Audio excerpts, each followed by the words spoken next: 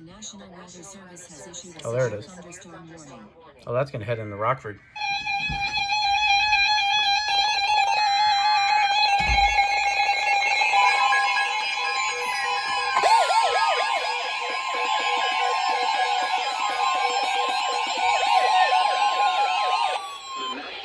Service in Chicago has issued a severe thunderstorm warning for northwestern Ogle County in north central Illinois until 1:30 p.m. At 12:57 p.m., a severe thunderstorm was located near Polo, moving northeast at 45 miles per hour. Hazard, 60 miles per hour wind gusts and quarter-size hail. Source, radar indicated. Intact, hail damage to vehicles is expected. Expect wind damage to roofs, siding, and trees.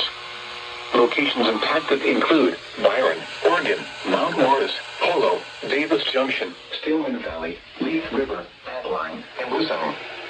For your protection, move to an interior room on the lowest floor of a building.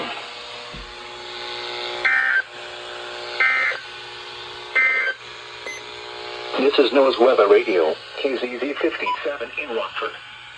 Severe weather is occurring or forecast to occur in our listening area.